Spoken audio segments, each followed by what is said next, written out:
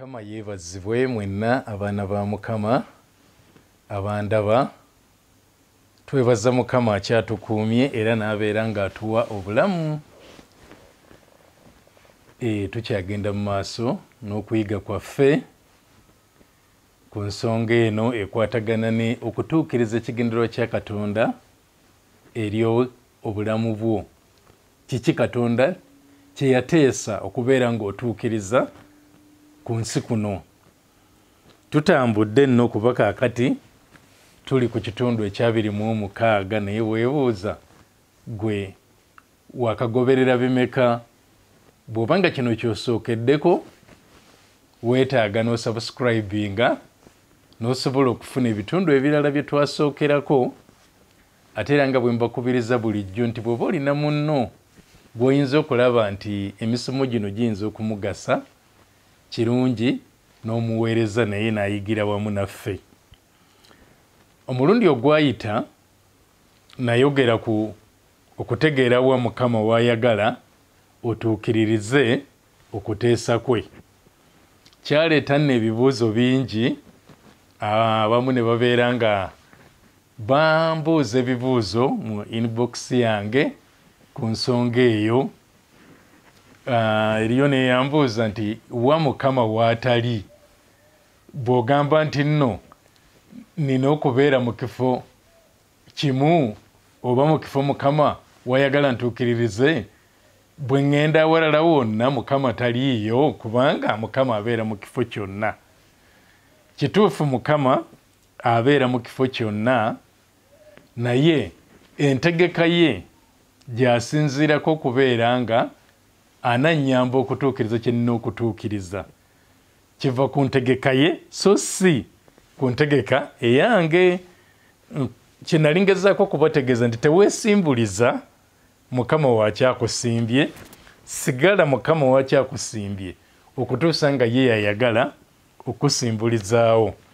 Olwaleero ŋŋenda kubeera nga ndaga ebyawandiikibwa bino ebiri mu ngero, n'oluvannyuma nja kubalaga embeera y'abasajja babiri bonna nga baweereza ba Mukama, naye ng'olaba buli omu Mukama yali alina w'ayagala abeere. Mu ngero essula eya 20 olunyiriri olwa 24 lutugamba nti amagenda g'omuntu gava eri Mukama. Kale nno omuntu ayinza atya okutegeera ekkubo lye? Kizibu omuntu okutegeera ekkubo lye bw'abeera nga ekkubo eryo talinoonyereza mu Mukama. Kwega kyentegeeza nga ye yali ekubidde n'agamba kankwate wano kankwate wano. Oyinza okubeera nga okutte walala nga te ne Mukama yandibadde ayagala okwate walala, naye olunyiriri lutugambye nti amagenda g'omuntu gava eri Mukama. Eyakuleeta mu nsi muno yamanyi kyayagala otuukirize, ate nawa wayagala okubeera ng'okituukiririza. Togenda kubuna nsi yonna yonna, naye waliwo ebifo oba ekifo Mukama Katonda wayagala okubeera ng'otuukiririza. Kati ekkubo lyo oba olugendo lwo kirungi n'obeera ng'olizuula mu Mukama, Mukama wo wayagala mbeere. Akati ngenda kusoma ate era olunyiriri olulala naye nga bw'oba toweegenderezza olumu lulinga olukontaane lunne waalwo. Ngero 16 olunyiri olw'omwenda waga nti omutima gw'omuntu guteesa ekkubo lye, naye Mukama yaluŋŋamya ebigere bye. Nti Katonda yatuwa munda mu ffe okusalawo, okwesalirawo nti mbaako ne kyenjagala era ne mpulira nti nandyagadde kye kiba kituukirira. Naye lutugambye nti omutima gw'omuntu guteesa ekkubo lye, naye Mukama yaluŋŋamya ebigere bye. Era ekyo kyendika ennyo nti yadde mu mutima gwange nsobola okugamba nti nandyagadde nkole kino na kino, naye nnina okukkiriza Mukama n'abeera nga yaluŋŋamya ebigere byange. Waakiri kye okuteesa kwe mbadde nnina oba ebirowoozo bye mbadde nnina ne mbimwanjulira oyo alina olugendo lwange, ne mugamba nti taata bwe nti bwe mbadde nze ndowooza okukola, naye kiri mu kuteesa kwo oba birowoozo byange. Mukama aba akuyamba n'akutegeeza ekiri mu kuteesa kwe n'ekyo ekiri mu birowoozo byo, n'abeera ng'akikulaga nti bino birowoozo byo naye si kwe kuteesa kwange. Omulundi guli nayogerako okwo ku kuteesa okwali mu mutima gwa Dawudi ku kuzimbira Mukama ennyumba, nga okuteesa kwali kulungi, kye yali alowooza kyali kirungi nnyo, naye ng'ate ye Mukama si kye yali amwagaliza. Era oluvannyuma n'amugamba togenda kunzimbira nnyumba, naye mutabani we yagenda okunzimbira. Naye nga kye yali alowoozeza kyali kirungi nnyo era nga kyava mu mutima gwe. Y'ensonga lwaki nti olunyiri luno tuga nti omutima gw'omuntu guteesa ekkubo lye, naye Mukama yaluŋŋamya ebigere bye. Ti Dawudi oluvannyuma nga ye amaze okuleeta ekirowoozo kye eri nnabbi wa Mukama n'akimutegeeza, Mukama n'ayogera ne nnabbi wa Mukama n'amaliriza ng'amuga nti Mukama akugaanye okumuzimbira ennyumba, naye mutabani we yagenda ogizimba. Njagala nsomeyo n'olunyiri olulala lwo luli mu Ngero era 19:21 lugamba nti mu mutima gw'omuntu mulimu okufumiintiriza kungi. Katonda tatugana kufumiintiriza kubanga yatutonda nga tuli ebitonde bisobola okufumiintiriza. Aga nti mu mutima gw'omuntu mulimu okufumiintiriza kungi, naye okuteesa kwa Mukama kwe kunaanyweranga. Taŋŋaana kufumiintiriza naye ayagala mmanye nti awamu n'okufumiintiriza nze kwe nsobola okufumiintiriza, ate okuteesa kwe kunywera. Kati bwe mmanye nti okuteesa kwa Mukama kwe kunywera, kwe kulama, kwe kulaba omukisa, kyenva neetaaga okunoonya okuteesa kwa Mukama. Kaakati mu mbeera eno ey'okulowooza nti nnyinza okutambula ne ŋŋenda buli wonna we njagadde, oba nnyinza okuweereza Mukama buli wonna we njagadde, nina olunyiriri lwe njagala tugabane tululowoozeeko. Olunyiriri luno luli mu Yakobo essula ya 4, ngenda kusoma olunyiriri olw'13, olw'14 n'olw'15. Tuzikwataganye tulabe. Waliwo endowooza emu eyogerebwako mu lunyiriri olw'13, ate n'ebeerayo n'endowooza etugambibwa nti gye twandibadde nayo mu lunyiriri olw'15. Yakobo essula 4 olunyiriri olw'13 n'olw'10 okutuuka ku lw'15 wagamba watya nti kale nno mmwe aboogera nti leero oba jjo tunaagenda mu kibuga gundi, tulimalayo omwaka gumu, tulitunda, tuliviisa amagoba. Ayogera ku bantu nga bo balina okuteesa kwabwe nga bwe twalabye eri mu ngero nti mutima gw'omuntu mubeeramu okufumiitiriza kungi. Kati nga balina okufumiitiriza nga bagamba nti leero oba jjo tunaagenda mu kibuga gundi, tulimalayo omwaka gumu, tulitunda, tuliviisaamu amagoba. Naye nga byonna bye boogera birimu kufumiitiriza kwabwe nga tebabitaddeemu Mukama.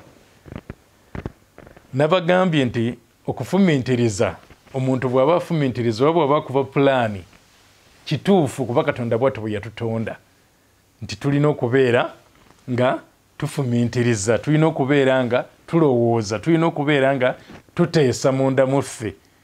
Naye mu kuteesa okwo kwonna yo Bayibuli etugamba nti olina okumanya nti okuteesa kwa Mukama kwe kunywera era kwe kumaliriza nga kwe kulabye omukisa, so si okwange ng'omuntu bwe mbeera nga kyenteesezza kikwatagana n'ekyo Mukama kyalina ku lwange kijja kulaba omukisa. Naye bwe mbeera nga kyenteesezza kyawukana n'ekyo Mukama kyalina ku lwange tekiraba mukisa. Kati kanziremu olunyiriri olwo Yakobo 4:13 wagamba nti kale nno mmwe aboogera nti leero oba jjo tunaagenda mu kibuga gundi tulimalayo omwaka gumu tulitunda tuliviisaamu amagoba. Naye nga olw'14 naye nga temutegeera byankya obulamu bwammwe buli nga kiki, muli lufu olulabika akaseera katono ne lulyoka luggwaawo. Kati olunyiriri lw'15 n'atuwa engeri gye twandibadde tulowoozaamu naga nti we mwandyogeredde nti Mukama waffe bw'alyagala tuliba balamu era tulikola bwe tuti oba bwe tuti, ng'ategeeza tulina kubiyingizaamu Mukama, tulina kuteesa nga tuteesa nga tulowooza ku kuteesa kwa Mukama kwa tulinako nti kwe kunywerera, nti kwe kulaba omukisa, nti kwe kukulu. Mukama Katonda abeera mu buli kifo kyonna, naye nga bwe nabadde ntandika ne mbagamba nti mu kifo kye mba ndimu bwe kibeera nga ndimu nga kwe kuteesa kwa Mukama, obukuumi bwe, obugabirizi bwe na buli kimu ky'oyinza okulowoozako ekiva eri Mukama kibeera wamu nange. Naye bwe mbeera nga nejje awo awali obukuumi bwe n'obugabirizi bwe, newankubadde ng'abeera mu kifo kyonna, nsigala nga obugabirizi bwa Mukama n'obukuumi bwe n'okufaayo kwafaayo gye ndi nga tebiri wamu nange kubanga nvudde awo wansuubira okubeera. Njagala okubalaga ekyokulabirako mu byawandiikibwa mu Bassekabaka ekisooka essula ey'e17 n'ey'e18 zoogera ku baweereza ba Mukama babiri ab'enjawulo. Omu bamuyita Eriya, ye tumulaba mu ssuula ey'e17, so ate ne tubeera nga tulaba mu ssuula ey'e18 ne tulabamu gwe bayita Obadiya. Eriya n'Obadiya bonna baweereza ba Mukama baliwo mu kiseera kyekimu. Era ekiseera ekyo bwe mubeera nga mukigoberera abasomi ba Bayibuli, kyali ekiseera Eriya we yali agambidde kabaka Akabu nti enkuba tegenda kutonnya newankubadde omusulo ku nsi okutuusa nga ye Eriya yazzeemu n'ayogera, ne biryoka bibeera bwe bityo. Naye tugenda kulaba nti buli omu ku basajja bano ababiri yabeera Mukama we yali amusuubira okubeera. Eriya yabeera gye yabeera olw'ekigambo kya Mukama era n'abeera nga alabirayo omukisa, ng'omukono gwa Mukama guli wamu naye olw'ekigambo kya Mukama. Ate ne Obadiya naye n'abeera gye yali. Obadiya ye yali mu lubiri mwennyini, mu lubiri lwa Akabu, nga mwakolera obuvunaanyizibwa bwe. Ate ne Eriya naye n'abeera eyo Mukama gye yamusuubiza okubeera. Ngenda kusomako okwo ku ssuula ezo 2 tulabe, tukwataganye tusobole okumanyira ddala kiki. Mu ssuula ey'e17 Bassekabaka ekisooka 17 kantandikire ku lwokubiri, awo ekigambo kya Mukama ne kimujjira nga kyogera nti va wano, nga kyogera ne Eriya, va wano okyuke ogende buvanjuba weekweke awali akagga Kerisi akoolekera Yoludaani. Awo olulituuka onoonyweranga mu kagga, era ndagidde bannamuŋŋoona okuliisiza eyo nga Mukama amugambye genda mu kifo bwekiti ne bwekiti ndagidde bannamuŋŋoona ndagidde ebinyonyi bisobole okuliisiza eyo genda obeerawo ku kagga era n'abeera ng'akola bw'atyo olwokutaano bwe lugamba awo n'agenda n'akola ng'ekigambo kya Mukama bwe kyali kubanga yagenda n'abeera awali akagga Kerisi akoolekera Yoludaani. Awo bannamuŋŋoona ne bamuleeteranga emmere n'ennyama enkya n'emmere n'ennyama akawungeezi n'anywanga ku kagga ng'ali mu kifo Mukama we yamulagira era obugabirizi bwa Mukama ne bubeera mu kifo ekyo ku kagga awo nga ebinyonyi Mukama abikozesa era njagala weebuuzeemu nti naye bwebanga enjala yali egudde mu nsi ekyeya kigenda mu maaso okumala emyaka 3 ebinyonyi bino byajjangawa emmere n'ennyama bye byaleetanga n'asobola okubeera ng'abirya kikulaga nti waaliwo obugabirizi bwa Mukama kubanga Eriya yali mu kifo Mukama wamusuubira okubeera. Olw'omusanvu awo olwatuuka ddaaki akagga ne kakalira olw'obutaba nkuba mu nsi obugabirizi bwa Mukama ne bubeera nga buweddewo mu kifo ekyo kati bwe bwaggwaawo ng'era Mukama yalina okumuggyawo amutwala te mu kifo ekirala awanaabeera obugabirizi. Olw'omunaana ekigambo kya Mukama ne kimujjira nga kyogera nti golokoka ogende e Zerefaazi ekya Sidoni obeere eyo laba ndagidde omukazi nnamwandu ali eyo okukuliisanga. Nga kigambo kya Mukama asimbula lwa kigambo kya Mukama n'agenda gy'agenze lwa kigambo kya Mukama. Olw'ekkumi n'agolokoka n'agenda e Zerefaazi. Awo bwe yatuuka mu wankaaki w'ekibuga laba omukazi nnamwandu yali eyo ng'alonda enku n'amuyita n'ayogera nti nkwegayiridde nkimire otuzzi mu kibya nnywe. 11 awo n'agenda okugakima n'amuyita n'ayogera nti nkwegayiridde ndeetera akamere mu mukono gwo. Olw'ekkumi n'ayogera nti nga Mukama bw'ali omulamu sirina mugaati wabula olubatu lw'obutta mu ppipa n'otufuta mu kasumbi era laba nsennya enku 2 nnyingire neefumbire nze n'omwana wange tubulye tufe. Ng'omukyala bw'ati bw'agamba kensigaza katono nnyo katumala n'abaana nze n'omwana wange ate bwe tunaamala okukalya tetusuubirayo kirala tulye tufe. Naye nga ye Mukama Katonda alina entegeka nti abantu bano buli omu yali wakuyamba munne. Omukyala yali wakuyamba nnamwandu ono yali wakuyamba Eriya ate ne Eriya naye yali wakumuyamba nga Mukama abaleese wamu abakwataganyizza buli omu ayambe munne era bwe bayambagana Mukama n'abayisa mu kiseera ekyo. Olw'ekkumi awo Eriya n'amugamba nti totya genda okole nga bw'oyogedde naye sooka onfumbire akagaati okaleete gye ndi oluvannyuma weefumbire wekka n'omwana wo.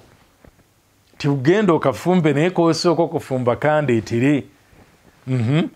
Olw'ekkumi kubanga bw'ati bw'ayogera Mukama Katonda wa Isirayiri nti eppipa y'obutta terikendeera so n'akasumbi k'amafuta tekaliggwawo okutuusa ku lunaku Mukama lwalitonnyesa enkuba ku nsi. Awo n'agenda n'akola nga Eriya bw'ayogedde omukazi n'ennyumba ye ne baliira ennaku nnyingi nti ebintu ebyali bisigaddewo nga bisobola kuliisa bantu 2 bokka ate omulundi gumu. Naye Mukama Katonda n'abizimbulukusa ku lw'omusajja we Eriya gwe yagambye okubeera ng'agenda eri nnamwandu oyo ate ne ku lwa nnamwandu n'omwana we ti Mukama Katonda yaleeta bano ababiri okubeera nga babeera wamu basobole okubeera nga Mukama abataasa mu njala. Kati oyo tumulaba nti yali mu kuteesa kwa Mukama yatambula ng'ekigambo kya Mukama bwe kiri ng'ava mu kifo ekimu n'agenda mu kifo ekirala naye ng'agenda ng'ekigambo kya Mukama bwe kiri. Naye ate tugenda kulaba gwe mbagambye olw'16 luga nti epipa y'obutta teyakendeera so n'akasumbi k'amafuta tekaggwaawo ng'ekigambo kya Mukama bwe kyali kyeyayogera mu Eriya. Kakati tugenda kulaba ate ye munne Obadiya. Ekiseera kye kimu enjala egenda mu maaso mu nsi yonna Isirayiri erimu enjala. Naye tulaba nti ate ye Obadiya Katonda yamukozesa mu lubiri lwa kabaka Akabu. N'abeeranga Katonda yagabiriranga. Obadiya n'afuna ebyokulya ebimala okuliisa bannabbi be yali akwese 100 kiramba. Bannabbi 100 kiramba. Ng'abantu abalala bonna bakaaba enjala. Nga bakaaba emmere terabika. Naye nga Obadiya ali mu kifo Mukama Katonda wamusuubira okubeera we yali yamuteeka mu lubiri lwa kabaka Akabu nga yavunaanyizibwa ku bigenda maaso mu lubiri. Yo Bayibuli y'Oluganda ekiyita Saabakaaki bwe batwe bakivuunula naye tukitwale nti ye yali avunaanyizibwa ku bigenda maaso mu lubiri. Katusome Bassekabaka ekisooka essula ya 18 ngenda kusoma okuva ku lusooka okutuuka ku lwokuna nnyinnyonnyole tumalirize ekigambo kino. Awo olwatuuka ennaku nnyingi bwe zaayitawo ekigambo kya Mukama ne kimujjira Eriya mu mwaka ogwokusatu nga kyegugera nti genda weerage eri Akabu nange n'atonnyesa enkuba ku nsi. Era kigambo kya Mukama kye kyajjayo Eriya okugenda ajje yeerage eri Akabu. Olwokubiri awo Eriya n'agenda okweraga eri Akabu era enjala ng'enyiikidde nnyo mu Samaliya. Olwokusatu awo Akabu n'ayita Obadiya eyali Saabakaaki era Obadiya yatya nnyo Mukama, yali ng'atya nnyo Mukama naye yasigala mu kifo ekyo. Olwokuna kubanga olwatuuka Yezeberi bwe yamalawo bannabbi ba Mukama, Obadiya n'addira bannabbi 100 n'abakweka mu mpuku 55 n'abaliisanga emigaati n'amazzi. Ye Eriya Mukama mugambye kugenda ku kagga n'amugamba okugenda eri nnamwandu, naye ate ono Obadiya ye yasigala mu lubiri lwa kabaka. Mukama n'amukozesa okubeera nga aliisa bannabbi 100 ebbanga eryo lyonna ery'emyaka 3 enjala gye yakuntira ku nsi gye yali nga ezinzeeko ensi yonna. Naye nga Mukama Katonda amugabirira okuyita ate mu kabaka yennyini oba okuyita ne mu mukyala yennyini Yezeberi eyali aleese obuzibu bwo bwonna, nga Mukama Katonda akozesa Obadiya ng'ali mu kifo ekyo Mukama we yamusimba asobole okubeera ng'aliisa bannabbi 100 kiramba.